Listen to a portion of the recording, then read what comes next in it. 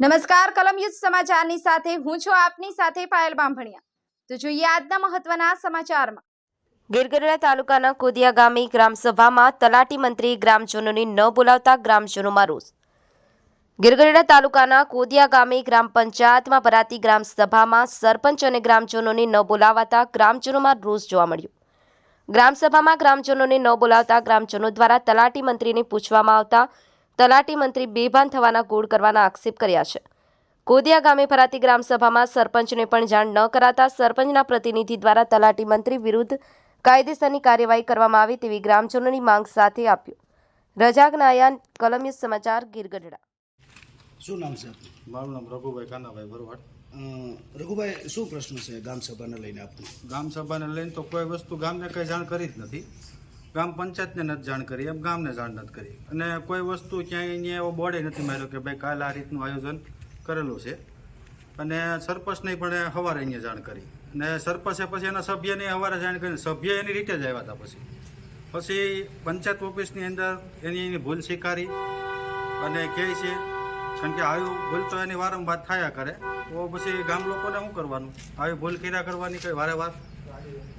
તો એની અમારી તો એવી એક માંગ છે કે આની માથે કોઈ પણ સરકારી અધિકારી, ડીડીઓ, મામલતદાર કે કોઈ પણ આની માથે એની માથે કડકની કડક કંઈ પણ જોગવાઈ થાય એવી સજા કરે, અને જો ન કાર્યવાહી કરે તો અમે કલેક્ટર સાહેબને લેખિતમાં આપશું।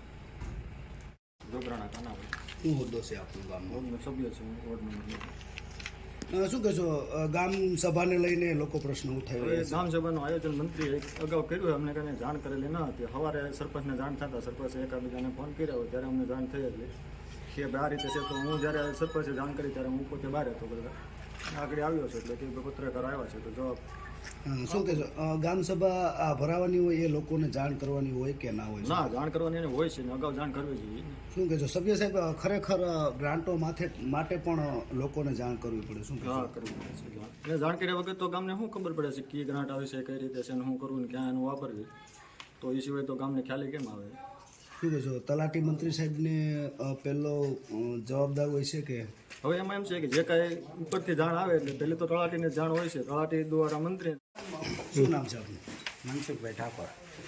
મનસુખભાઈ, ગામ સભાને લઈને કંઈક પ્રશ્ન છે, શું કહેશો, શું છે? આમ તો દર વર્ષે આપણે શું છે કે 2 ઓક્ટોબર સ્વચ્છતા અભિયાન તરીકે આપણે આખા ગુજરાતમાં ઉજવાય છે, જ્યારે દરેક ગામડાઓને તલાટી દ્વારા જાણ કરવામાં આવે છે, પણ છતાં આવા અમારા કોદિયા જેવા ગામ અનેક છે જેમાં તલાટી દ્વારા કોઈને જાણ કરવામાં આવતી નથી, અને સવારે સરપંચને પણ સવારે જાણ કરવામાં આવે છે કે આજે આપણે સ્વચ્છતા અભિયાનનો કાર્યક્રમ રાખવો છે, પણ ગ્રામ સભા કેવી હોય એ તો કોઈને ખબર જ નથી, અને આજ દિન સુધી અમારા ગામની અંદર કોઈ જાતનું આયોજન થયેલું જ નથી, બરાબર, પણ એક પણ ગ્રામ સભા નથી ભરાવામાં આવી। શું કહેશો, ગામ સભા ભરાવી જોઈએ કે ન ભરાવી? ગ્રામ સભા દર 3 મહિને ઓછામાં ઓછી ભરાવવી જ જોઈએ।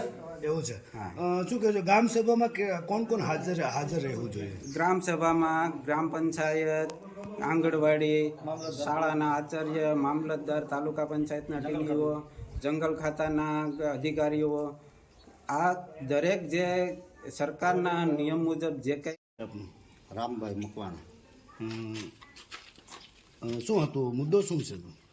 મુદ્દામાં એવું હતું કે કાલે તો અમને કોઈ જાણ કરેલી નથી, અને શેના માટે? ગ્રામ સભા આજની જે સ્વચ્છતા અભિયાનની હતી ને એમને માટે સવારમાં તલાટી આવ્યા હતા, તો મેં પૂછ્યું કે ભાઈ શું છે, તો કે આજની ગ્રામ સભા છે સ્વચ્છતા અભિયાનની। તો એમને કીધેલું, મેં એમને કીધેલું કે ભાઈ તમારે તો અગાઉ મને જાણ કરવી જોઈએ, આ વિશે મને કોઈ ખબર નથી, તો મેં મારા ગ્રામના આગેવાનો, કોઈ સભ્યને કે કોઈને જાણ કરેલી નથી, મેં કોઈ વોટ્સઅપ ગ્રુપમાં મૂકેલું નથી, તો આની વિશે કંઈ પણ પરિપત્ર તમારે મને 1 દિવસ અગાઉ મોકલવો પડે, એ વિશે મેં એને કીધેલું। તો એમને મને કીધું કે અમે ને જે પટ્ટાવાળો છે